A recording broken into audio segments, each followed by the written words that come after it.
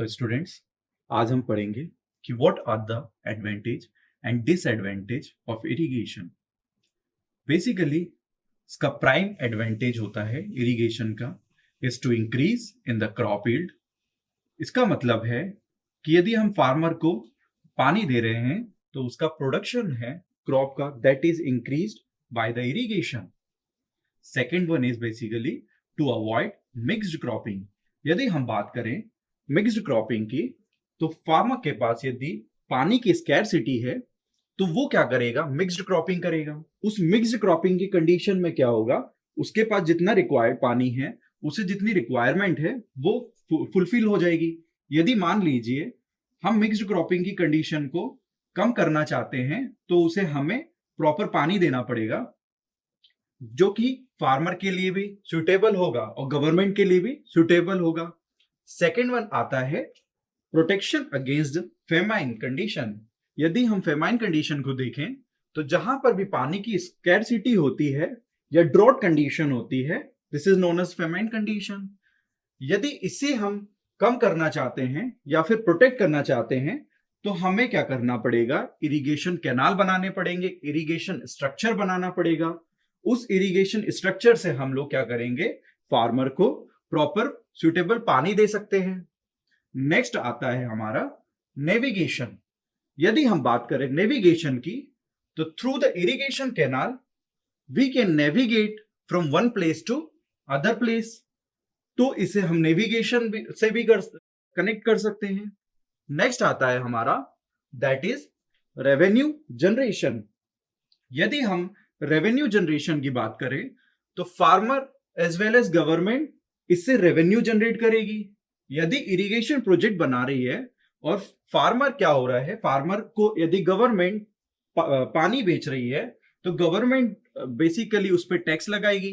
इससे क्या होगा, गवर्नमेंट का रेवेन्यू जनरेट होगा।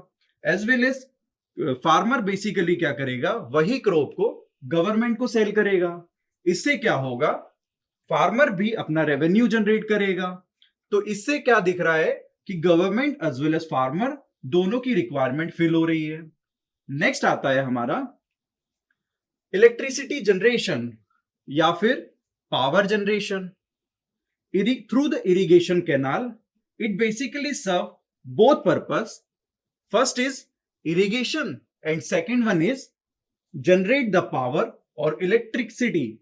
यदि हम देखें, जो भी हमारे टरबाइंस होते हैं वो बेसिकली इंस्टॉल्ड होते हैं डैम्स में, और डैम एक इरिगेशन स्ट्रक्चर है। तो इससे हम क्या कर रहे हैं, दोनों कंडीशन को फुलफिल कर रहे हैं। नेक्स्ट आता है हमारा it also increase the employment. ये एम्प्लॉयमेंट को भी बढ़ाता है। यदि हम मान लीजिए किसी भी इरिगेशन प्रोजेक्ट्स को बना रहे हैं तो उसमें हमें क्या करना पड़ेगा, प्रोफेशनल्स को हायर करना पड़ेगा। यदि हम प्रोफेशनल्स को हायर करेंगे या लेबर को हायर करेंगे तो इरिगेशन प्रोजेक्ट ये क्या करेगा, हमारे एम्प्लॉयमेंट को ग्रो करेगा।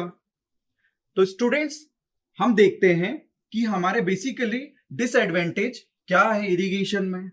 तो सबसे पहला आता है हमारा that is waste of water. यदि हम वेस्टेज ऑफ वाटर के बारे में बात करें तो इसमें आता है प्रॉपर मेथड। हम किसी भी फील्ड को नहीं दे रहे हैं इरिगेशन को, प्रॉपर मेथड ऑफ इरिगेशन यदि हम नहीं प्रोवाइड कर रहे हैं, that means the wastage of water is increase. यदि किसी भी लैंड पार्ट को हम प्रॉपर मेथड्स नहीं दे रहे हैं, that is the dependent on the weather condition of that region. यदि हम मान लीजिए किसी भी प्लांट को यदि जितना पानी की रिक्वायरमेंट है हम उससे एक्स्ट्रा दे रहे हैं तो that means it waste of water. और हम इसे एक अच्छी तरीके से ये भी समझ सकते हैं कि ये जो वेस्टेज ऑफ वाटर है बेसिकली ये हमारे लिवलीहुड पे भी अफेक्ट करेगा, क्योंकि हम सारा पानी यदि हम इरिगेशन में दे देंगे तो इससे हमारा जो लाइफ होगी, ह्यूमन लाइफ होगी, वो भी अफेक्ट करेगी। एंड नेक्स्ट है हमारी जो भी बायोडाइवर्सिटी वहां पर अवेलेबल है वो बायोडाइवर्सिटी भी बेसिकली अफेक्ट करेगा। यदि सेकंड पॉइंट पे आते हैं हम, तो सेकंड पॉइंट है formation of marshy lands. Formation of marshy land का मतलब होता है यदि हम वाटर जितना प्लांट की ग्रोथ के लिए रिक्वायर्ड है उससे एक्सेस में यदि प्लांट को वाटर दे रहे हैं, दैट मींस हम उस लैंड पार्ट को क्या कर रहे हैं, मार्शी लैंड में कन्वर्ट कर रहे हैं। मार्शी लैंड से बेसिकली जो बायोडाइवर्सिटी है वो भी अफेक्ट करेगी। नेक्स्ट आता है हमारा that is dampness in weather. So basically dampness in weather का मतलब होता है कि जो भी एटमॉस्फेयर है, फील्ड के एनवायरमेंट है फील्ड का, दैट इज डैम्प, मतलब कि उसके एनवायरमेंट में मॉइस्ट क्रिएट हो जाती है।